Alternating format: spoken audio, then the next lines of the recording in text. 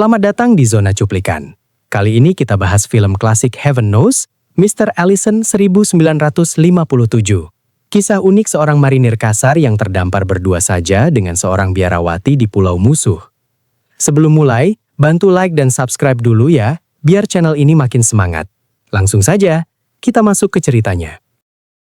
Cerita bermula di tahun 1944, di tengah panasnya pertempuran Pasifik antara Amerika Serikat dan Jepang, seorang marinir Amerika bernama Kopral Allison terombang-ambing sendirian di lautan luas dengan perahu karet kecilnya.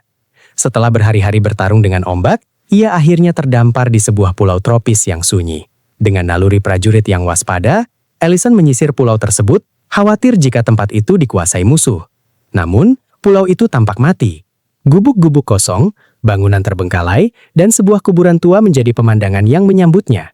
Saat memeriksa sebuah gereja tua di atas bukit, ia dikejutkan oleh satu-satunya penghuni pulau itu, seorang biarawati cantik bernama Suster Angela. Awalnya canggung, Allison bertanya apakah ada tentara Jepang di sana. Suster Angela menggeleng, memberitahu bahwa ia hidup sendirian. Kabar ini melegakan Allison. Setidaknya, untuk saat ini, mereka aman dari peluru musuh.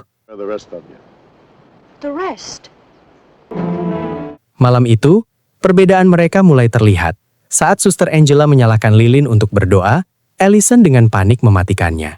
Ia menjelaskan bahwa cahaya sekecil apapun bisa mengundang patroli Jepang dan membahayakan nyawa mereka. Angela meminta maaf atas kepolosannya.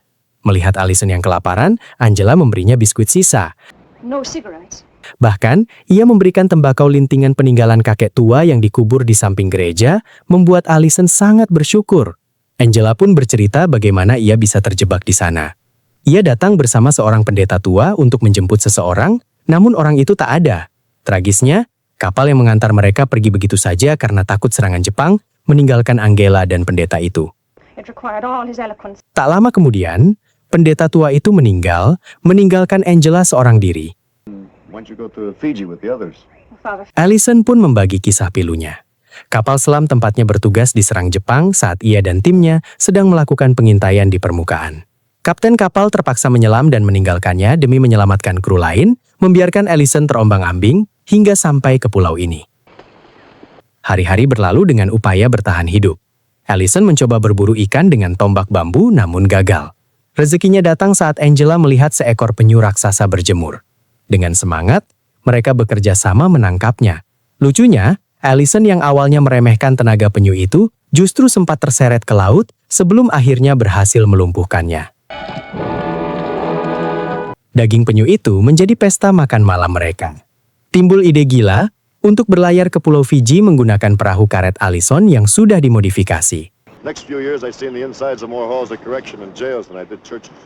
Namun, rencana itu batal total saat pesawat tempur Jepang melintas di atas mereka. Menyadari posisi mereka rawan, mereka memutuskan untuk bersembunyi di sebuah gua di bukit demi keamanan.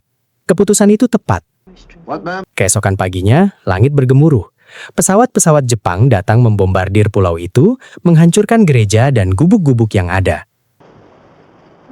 Pulau yang damai kini hangus terbakar. Lebih buruk lagi, sebuah kapal perang Jepang merapat dan mendirikan markas di pantai. Allison dan Angela kini benar-benar terjebak di gua, tepat di bawah hidung musuh. Hidup dalam persembunyian membuat mereka tertekan. Stok makanan menipis. Angela yang tidak doyan makan ikan mentah tangkapan Allison membuat sang kopral nekat. Demi Angela, Allison menyusup ke kamp Jepang di malam hari untuk mencuri makanan. Aksi penyusupan itu sangat menegangkan. Allison nyaris ketahuan saat seorang tentara Jepang masuk ke gudang penyimpanan. Ia terpaksa bersembunyi di langit-langit gudang semalaman, menunggu momen yang tepat untuk kabur saat tentara Jepang sedang upacara pagi. Ia kembali ke gua dengan selamat membawa makanan kaleng, namun Angela justru marah. Baginya, nyawa Allison jauh lebih berharga daripada sekadar makanan enak. Untuk meminta maaf, Allison membuatkan sisir kayu dan memetik bunga untuk Angela. Hadiah sederhana itu meluluhkan hati sang biarawati. Suatu hari, Jepang meninggalkan pulau itu untuk sementara waktu. Allison dan Angela merayakannya dengan menari gembira di pantai.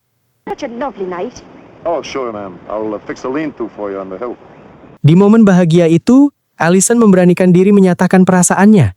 Ia melamar Angela. Namun, Angela menolak dengan lembut, Hatinya sudah ia berikan sepenuhnya kepada Tuhan sebagai biarawati. Penolakan itu membuat Allison hancur. Ia melampiaskannya dengan meminum alkohol sake yang ia temukan hingga mabuk berat.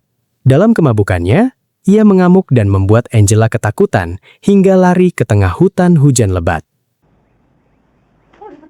Pagi harinya, Allison menemukan Angela menggigil demam tinggi akibat kehujanan semalaman. Rasa bersalah menghantuinya. Saat itu juga, tentara Jepang kembali mendarat di pulau. Demi menebus kesalahannya, Allison kembali menyusup ke kamp musuh, kali ini untuk mencuri selimut hangat. Aksinya kali ini memakan korban. Ia terpergok seorang tentara Jepang dan terpaksa membunuhnya dalam duel sengit. Dengan selimut curian itu, ia merawat Angela hingga sembuh di dalam gua. Di momen yang intim itu, Angela mengakui bahwa jika ia bukan biarawati, ia mungkin akan memilih hidup bahagia bersama Allison. Ketenangan mereka terusik ketika tentara Jepang mulai membakar semak-semak untuk mencari penyusup mereka menemukan mayat rekan yang dibunuh Allison. Gua persembunyian mereka nyaris ketahuan. Namun, keajaiban terjadi, pasukan Amerika memulai serangan balasan besar-besaran ke pulau itu. Melihat kesempatan ini, jiwa prajurit Allison bangkit. Ia tidak mau hanya berdiam diri. Ia berpamitan pada Angela untuk membantu pasukannya. Dengan nekat, Allison menyusup ke garis belakang musuh dan menyabotase meriam-meriam artileri Jepang satu persatu. Aksi heroiknya berhasil melumpuhkan pertahanan Jepang. Meski ia sendiri terluka, pasukan Amerika akhirnya menguasai pulau. Allison yang terluka ditemukan oleh rekan-rekannya. Ia dielu-elukan sebagai pahlawan yang memudahkan pendaratan pasukan. Di tandu medis, Allison dan Angela saling berpandangan. Meski takdir memisahkan jalan hidup mereka, satu kembali ke perang, satu kembali ke pengabdian Tuhan, ikatan batin di antara mereka tak akan pernah putus.